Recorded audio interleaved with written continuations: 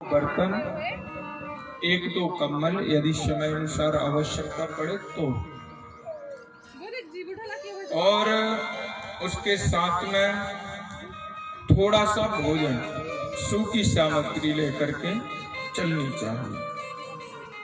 सर्वप्रथम जब परिक्रमा उठाने का विचार हो तो नर्मदा तट पर जाएं, जहां से परिक्रमा उठाते हैं। कुटुंबीजन, ब्राह्मण देवता और परिवारों के सदस्यों के साथ में माता की कढ़ाई करें, हलवा पूरी का भोग माता को लगावें। फिर तत्पश्चात जो भी आपकी कामना है माता को अर्पण करें कि हे भगवती, ये हमारी कामना पूर्ण हो या पूर्ण हो चुकी हो। तो भगवती को आपने बोल दिया हो कि हम परिक्रमा लगाएंगे, तो पूर्ण हो चुकी हो यदि आपकी कामना, तो माता से निवेदित करें कि हे भगवती, आपने हमारी मनोकामनाएं पूर्ण की है, हम आपकी यह परिक्रमा लगा रहे हैं। और इसमें यदि कोई बाधा व्याधि आती है तो हे मां, आप उसको दूर करें, हम आपकी परिक्रमा करने के लिए संलग्न हैं। यह विचार होना चाहिए। और क्या नियम है परिक्रमा वासियों के? बोले कम से कम एक दिन में 50 किलोमीटर चलना चाहिए, कम से कम। ज्यादा रुकने की व्यवस्था ना करें, कहीं सिद्ध आश्रम मिले, कोई भक्त प्रेम पूर्वक आपको कुछ खिलाए पिलाए रास्ते में, तो उसको स्वीकार कर लेना चाहिए, उसका अपमान नहीं करना चाहिए कि हम तो छूते ही नहीं हैं, हम तो खाते ही नहीं हैं, हम खुद लेके चलते हैं, हम अपने पैसों से खाएंगे। नहीं, उसका सत्कार करते हुए जाना चाहिए। हाँ, लेकिन एक बात है, किसी से जोर जबरदस्ती करके नहीं खाना चाहिए और ना ही कुछ उससे लेना चाहिए। इससे आपकी परिक्रमा का फल नष्ट होता है। इसीलिए भगवती के चरणों में यही प्रार्थना करते जाना कि हे भगवती, हम पर कोई भी आपत्ति विपत्ति ना आवे। और माता तो सबकी मनोकामना पूर्ण करती जाती है, माता सबकी व्यवस्थाएं करती जाती हैं। जहाँ उबड़ खाबड़ रास्ते हैं उनको देख करके संभल करके चलना चाहिए। यदि रात्रि हो जाए तो ज्यादा घने जंगलों में से ना जाया जाए, रात्रि भर विश्राम किया जाए। कोई भी देव नदी यदि पड़ती है तो उसे लांघना नहीं चाहिए, चाहे वो कोई भी नदी हो। यदि देव नदी प्रसिद्ध है तो उसको लांघ करके नहीं जाना चाहिए, ये नियम बताए गए। और नर्मदा जी में प्रातः काल उठ करके संध्या वंदन आदि करना चाहिए, गीता पाठ आदि रख करके चलना चाहिए। भागवत, राम कथा, रामायण, भजन, कीर्तन, पुस्तक, ये सब इनकी व्यवस्था होनी चाहिए। हो सके तो नर्मदा जी की एक मूर्ति ले जानी चाहिए साथ में, उसका रास्ते में पूजन करते जाना चाहिए। जहां भी आप रुके तो किसी को दुख ना पहुंचावे, अपने दाढ़ी, बाल, मूछ, नाखून आदि ना कटवावे। जब आपकी परिक्रमा पूर्ण हो जाए, जहां से आपने उठाई है वहीं पर आप पहुंचे, तो फिर एक कढ़ाई कर वहां भोग भंडारा बनवावे। फिर उसके बाद में जल चढ़ाने के लिए जाना भोलेनाथ को। इस प्रकार से परिक्रमा पूर्ण होनी चाहिए। तो कहते हैं कि माता के जो परिक्रमा उठाता है उसकी तत्क्षण मनोकामना मां पूर्ण करती है। और जो जीवन में 40 परिक्रमा करता है उसको माता साक्षात प्रकट होकर दर्शन देती है। ये कहा माता की अनंत करुणा कृपा है कि आप लोगों को यह स्वभाव कहा, ढोगरा वालों को, रामपुरा वालों को इतना सुंदर यह अवसर माता ने प्रदान किया है। और उसी में लोग आलस्य खाते हैं कि अरे चलेंगे आराम से, क्या करना है, अभी तो चालू होगी, फिर भजन होंगे, कीर्तन होंगे, फिर कथा होगी। लेकिन महत्व ऐसा नहीं है। आलस्य यदि आप करते हो तो आपको उसका पुण्य फल उतना प्राप्त नहीं हो पाता। आपको कथा का जिज्ञासु होना चाहिए। हमें कथा कब मिले, कैसे मिले और कब कथा प्रारंभ हो, यह मन में विचार रखना चाहिए। नहीं तो हम तो देख रहे हैं कि भैया पंडित जी आ गए, मंच पे बैठ गए, भाई साहब लोगों के हाथ पांव मुंह धो रहे हैं। ऐसी हालत, ये पहले से प्रतीक्षा होनी चाहिए, सब चीजों से निवृत्त होकर के हम लोग यहाँ पर उपस्थित हों। यदि 7 दिन भी आप यदि ईमानदारी से भगवान के नाम पर नहीं निकाल सकते तो जीवन में करोगे क्या? सोच के देखो, जो सब कुछ दे रही है, यदि जल ना हो तो फिर कुछ भी संभव नहीं। जल ही जीवन कहा गया है। एक तत्व शरीर में जो है जल तत्व भी है, यदि वो तत्व नष्ट हो जाए तो फिर क्या होगा? बोले कुछ नहीं, शरीर सूख जाएगा। इसलिए जीवन में यदि तुमने 7 दिन माता के नाम के निकाल लिए तो क्या घट जाएगा भैया? जीवन में केवल 7 दिन, साल में 7 दिन आपने यदि माता के लिए निकाल लिए और माता के नाम पर अर्पण कर दिए तो कुछ घटेगा? हमको तो ऐसा लगता है कि बढ़ेगा ही। इसलिए ये मत सोचो कि कब कथा प्रारंभ होगी, कब कथा सुनेंगे। आप तो निष्कपट भाव से, बिल्कुल सच्चे हृदय से यही सोच करके निकलो कि चलो भैया कहीं कथा हमसे छूट न जाए, हम कथा सुनना हमारा थोड़ा सा भी व्यर्थ न जाए, हम जाकर के सीधे एकटक होकर के केवल कथा श्रवण करने में लगे रहे। यह मन में भाव होना चाहिए। यदि टाइम पास की दृष्टि से आओगे कि चलो भाई गांव में मन नहीं लग रहा है, वहां मन नहीं लग रहा, मनोरंजन की दृष्टि से आओगे कि चलो वहीं टाइम कटेगा, तो उसका पुण्य फल उतना नहीं होता। इसीलिए भावना यही हो कि माँ के चरणों में बैठ करके श्रद्धा पूर्वक नतमस्तक होकर के हम नर्मदा महापुराण की कथा को श्रवण करें। यह भाव मन में होना चाहिए और वक्ता के प्रति सम्मान की दृष्टि होनी चाहिए।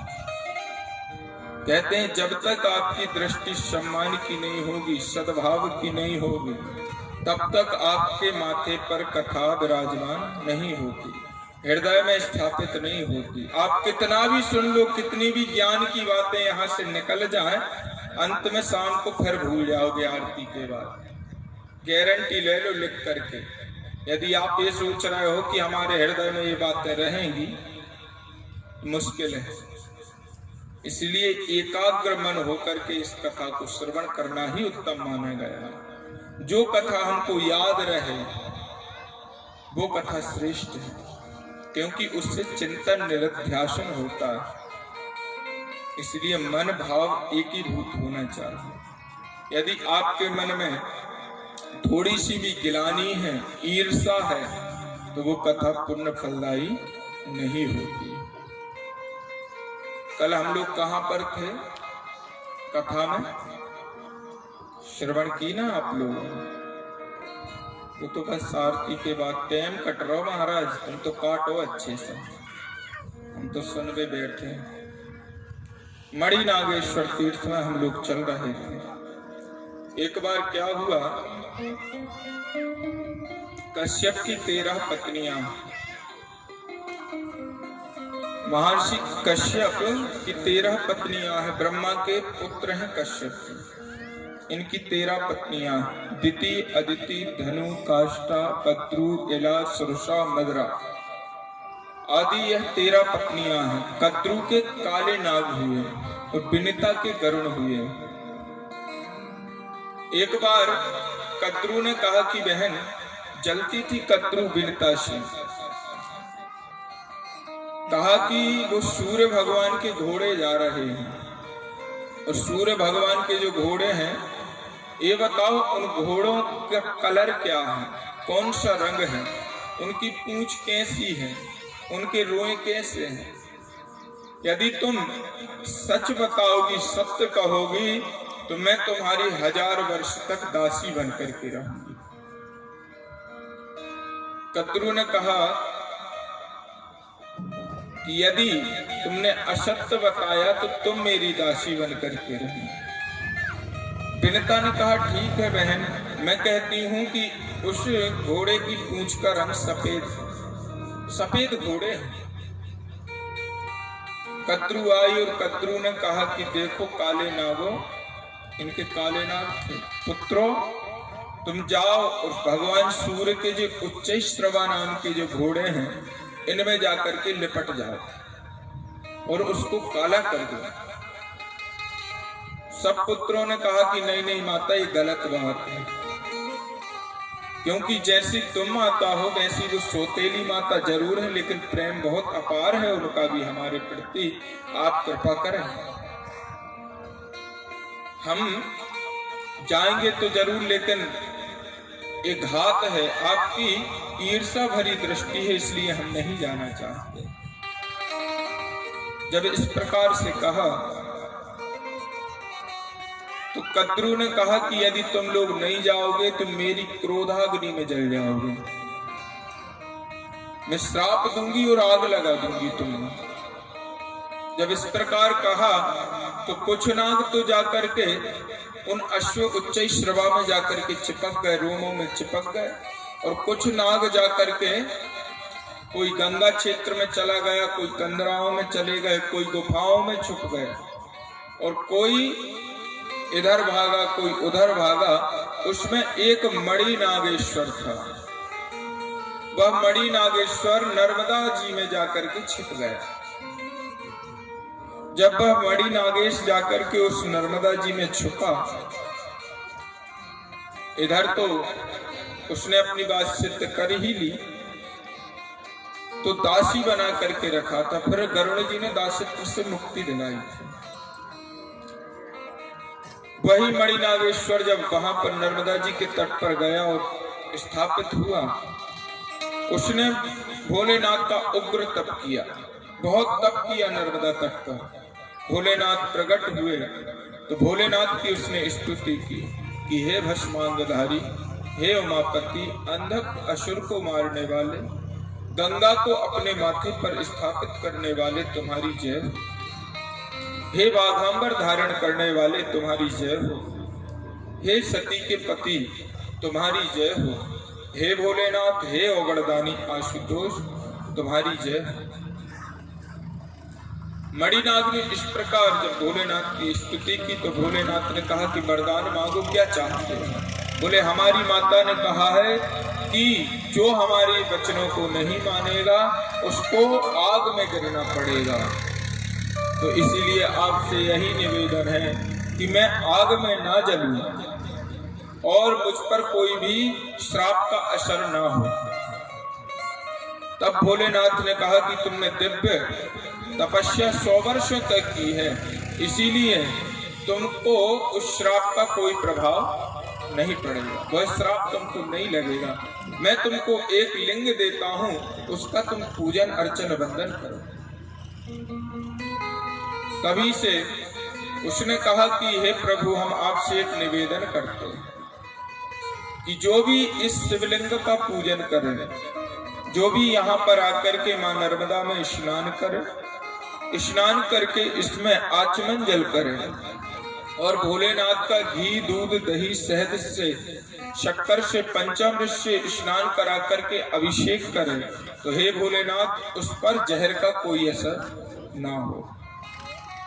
सांप बिच्छू आदि यदि काटे तो यहाँ आकर के उसका जो तर्पण होता है, नागों द्वारा जिसकी डसने से मृत्यु हो गई हो, और यदि उसका तर्पण किया जाए यहाँ मणि नागेश्वर में आकर के, तो वो आपके लोक में निवास करे।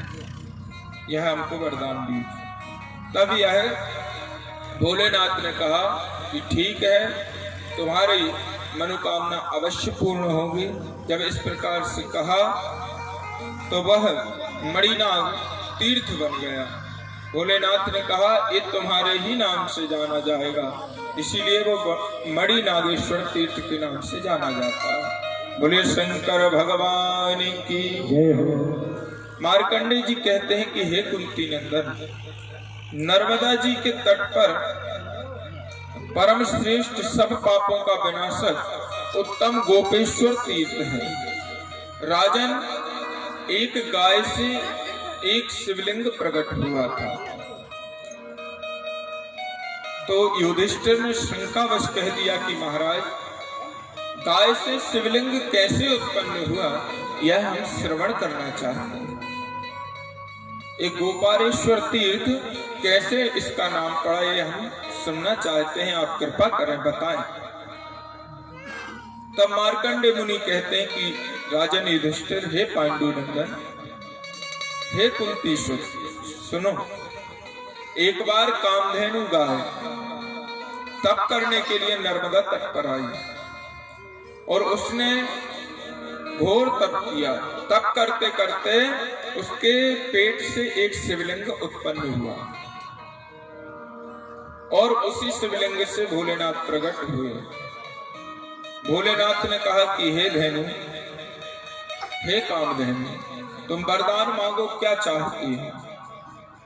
तब उस कामधेनु ने कहा कि जो भी यहाँ आकर के दान पुण्य करेगा, श्रेष्ठ वस्तुओं का दान करेगा, उसे अविष्ट फल की प्राप्ति होनी चाहिए। जो यहाँ गोपालेश्वर में आकर के वृषोत्सर्ग करता है, बैल छोड़ता है,